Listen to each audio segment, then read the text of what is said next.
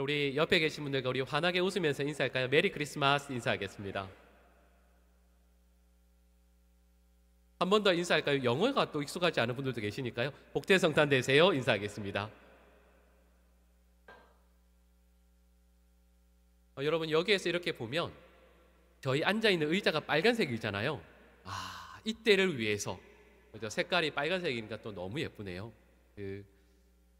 이렇게 성탄절 다른 곳에서가 아니라 또 교회에서 우리 성도들과 함께 이 시간을 보낼 수 있어서 너무 감사하고 좋습니다. 예전에 그 탈무드에서 보니까 이런 내용이 나오더라고요. 사람에게서 절대 숨길 수 없는 것 세 가지가 있습니다. 첫 번째가 뭐냐면 재채기예요. 아무리 힘센 사람이라도, 아무리 용감한 장수라 할지라도 재채기는 참을 수 없거든요. 또 참을 수 없는 두 번째가 뭐냐 하면 가난입니다. 탈무드에서 말하는 거예요.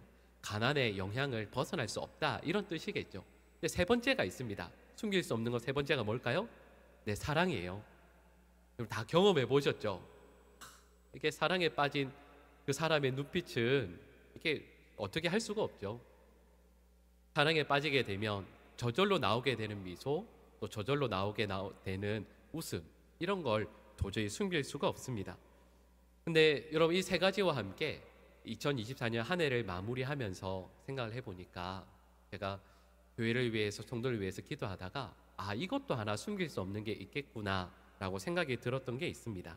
그게 뭐냐 하면 간단히 말씀드리면 냄새예요. 냄새가 무슨 말인가 이렇게 하실 수 있는데 보니까 그래요. 믿음의 연단을 잘 통과한 성도는 반드시 그리스도의 아름다운 향기가 나게 됩니다. 믿음의 연단을 잘 믿음으로 통과하면 생명의 향기가, 예수 그리스도의 향기가 우리에게서 반드시 흘러나오게 돼요. 오늘 예배를 위해서 기도하면서 저는 성탄절을 맞이하는 우리 모든 성도들에게서 아름다운 그리스도의 향기가, 생명의 향기가 흘러나올 수 있게 되기를 간절히 축복합니다. 우리 지난 한 해 동안 믿음으로 살아오기 위해 너무 애쓰셨고요. 그리고 성탄절을 맞이하면서 지난 날들을 그래도 믿음으로 살아오기 위해, 예수님과 함께하기 위해 애써오신 모든 분들 너무 훌륭하셨고 또 애쓰셨습니다. 우리 옆에 계신 분들과 다시 한번 이렇게 인사할까요? 예수님의 향기가 너무 좋습니다. 우리 이렇게 인사할까요? 자, 이렇게 설교 끝나면 너무 좋겠죠? 이러시면 안 되는데 이제 시작입니다. 오늘은 예수님께서 탄생하신 참으로 감사하고 복된 성탄절입니다. 실은 믿지 않는 분들도 성탄절을 다 기뻐해요. 어제 밤에 늦게 뉴스를 이렇게 찾아보니까 명동 거리가 실은 크지 않거든요. 거기에 7만 명이 모였대요.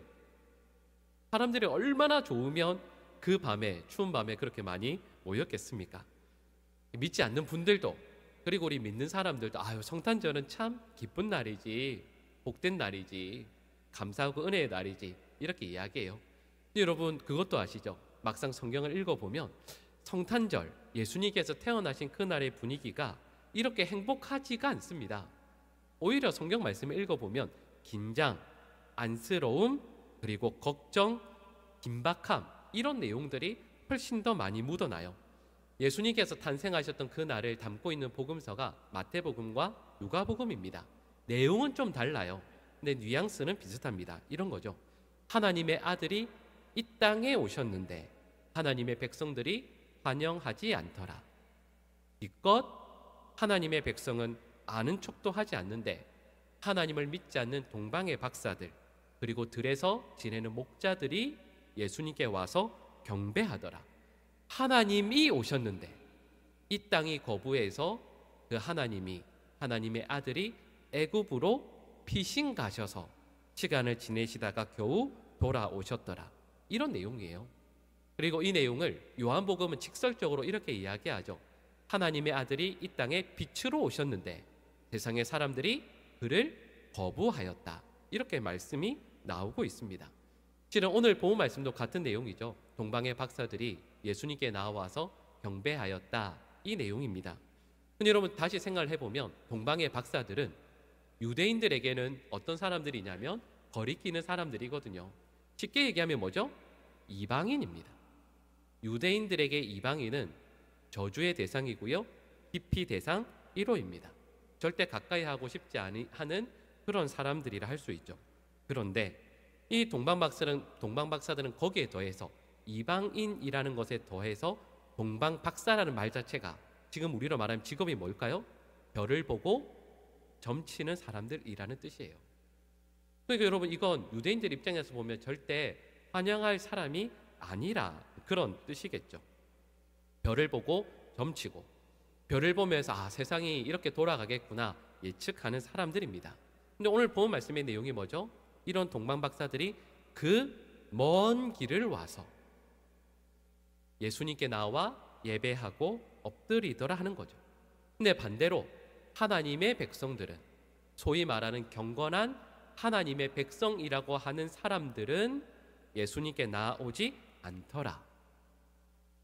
마침내 메시아가 오셨군요, 와 너무 기쁩니다라는 반응은 당연히 안 나왔고요, 예수님께서 오셨다라는 걸 신경도 안 썼을 뿐더러 알게 되었음에도 불구하고 예수님께 와서 경배하는 사람들이 없었습니다. 반대로 유대인들이 외면하던 이방인이 예수님께 나와 예배하는 거죠. 여러분, 질문해 볼까요? 동방박사들이 우리 교회로 하면 금식기도 했을까요? 안 했을까요? 안 했겠죠. 예배 안 드렸겠죠. 그냥 가장 결정적으로 이야기하면 교회도 안 다니는 분들이었을 겁니다. 하지만 동방박사들은 오늘 본문에서 저와 여러분들이 본받아야 할 어떤 존재로 본문에서 말씀하고 있어요. 왜 그럴까요? 여러 가지로 말씀드릴 수 있지만 가장 쉽게 말씀을 드리면 이렇게 말씀드릴 수 있습니다. 이 세 명의 동방박사들은 아기 예수님을 평생에 단 한 번이라도 반드시 만나서 그 앞에 경배해야 되겠다라는 간절함과 믿음을 가졌기 때문이에요. 그래서 오늘 설교 말씀의 제목처럼 내게 오신 예수님을 한 번이라도 만나고자 했던 사람들입니다. 내게 오신 예수님을 한 번이라도 만나는 것, 이게 성탄의 출발점이자 우리 삶에 꼭 필요한 믿음의 전환점이라고 말할 수 있습니다. 내 평생에 단 한 번이라도 예수님을 만나야 한다라는 것, 그걸 위해서 이 동방박사들은 나의 시간, 나의 물질, 나의 삶을 기꺼이 내어드립니다. 여러분, 여기서 또다시 한번 질문해 볼까요? 제가 좀 전에 계속 말씀드렸지만 동방박사는 몇 명이죠? 네, 3명입니다. 여러분, 그것도 아세요? 동방박사가 4명이라고 주장하는 곳도 있습니다. 실은 이 내용이 교회의 전승 가운데 있습니다. 동방박사는 3명이 아니라 4명이었다라고 이야기해요.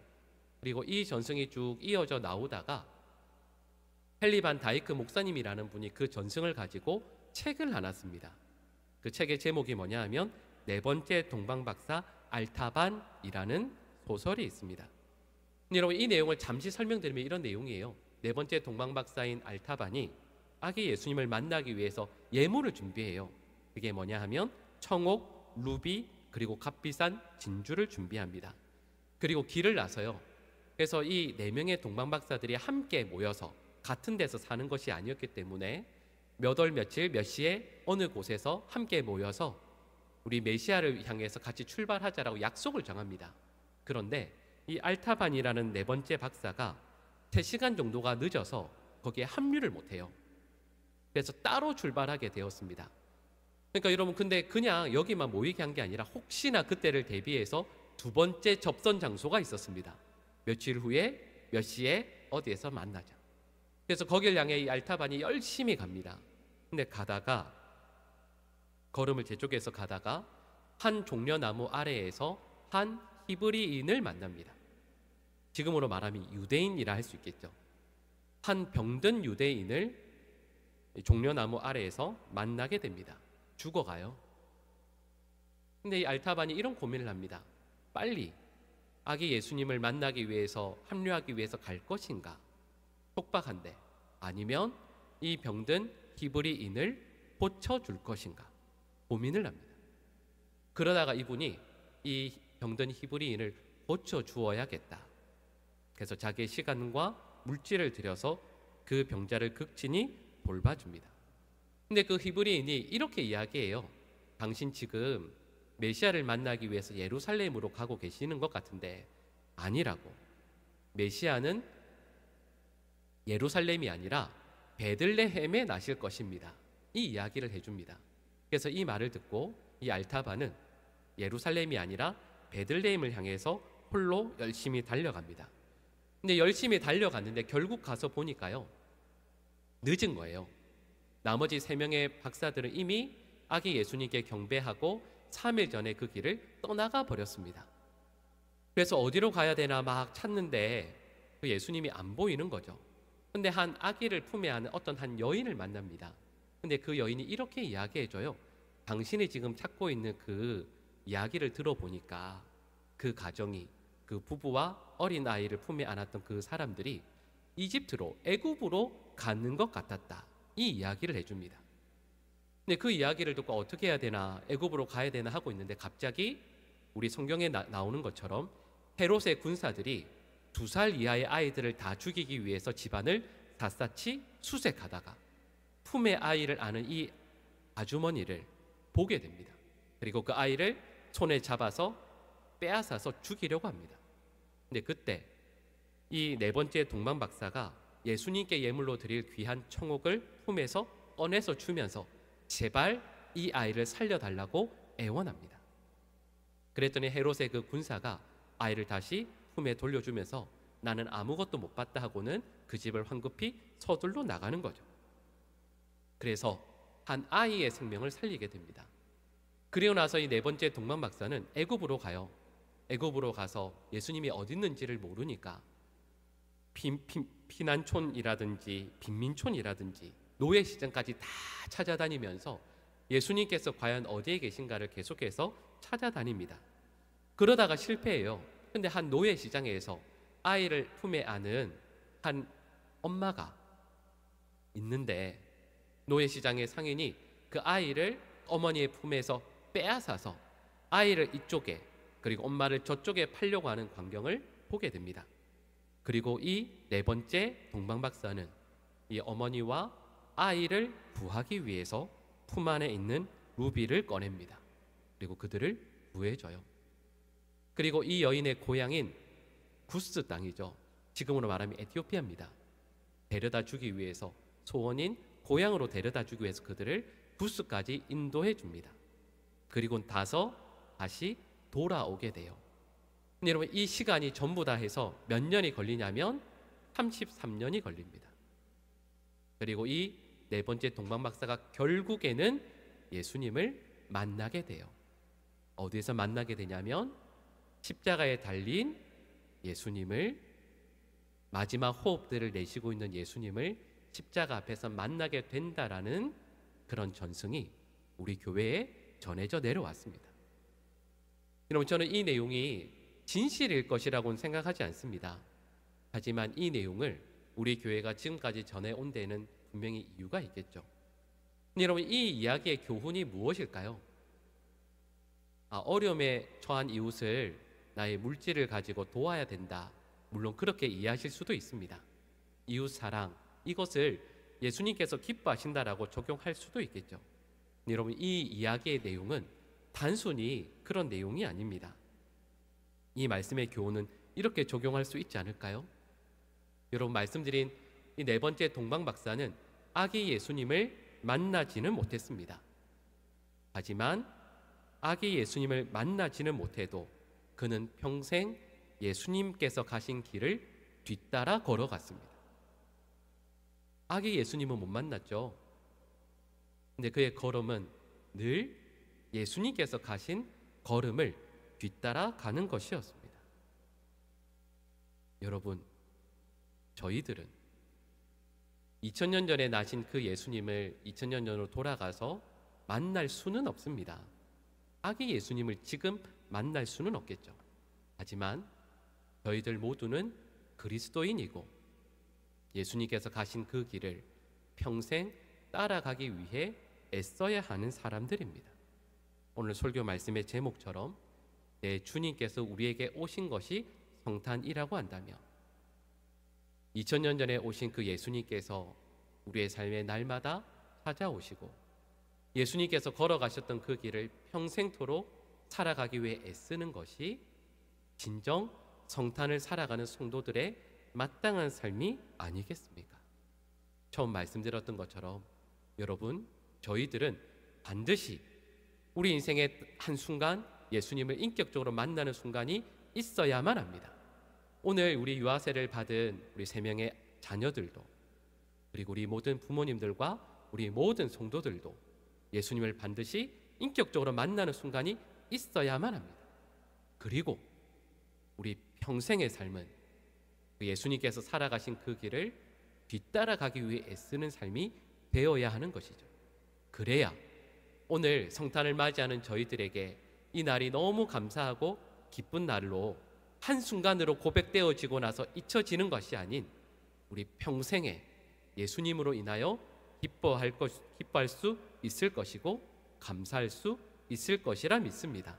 여러분, 성탄절을 맞이한 우리 모든 성도들에게 하나님께서 은혜 베풀어 주셔서 3명의 동방박사들이 그러했던 것처럼 예수님을 반드시 만나리라, 나의 시간, 나의 정성, 나에게 주어진 모든 삶의 자원들을 다 동원해서라도 주님께서 나에게 은혜 베풀어 주시길 소망하고 예수님을 인격적으로 만나길 소망하는 믿음의 백성들 되시기를, 그리고 우리의 평생의 삶은 그 예수님의 뒤를 따라 나아가는 하나님의 백성들 될 수 있기를 간절히 축복합니다. 기도하겠습니다.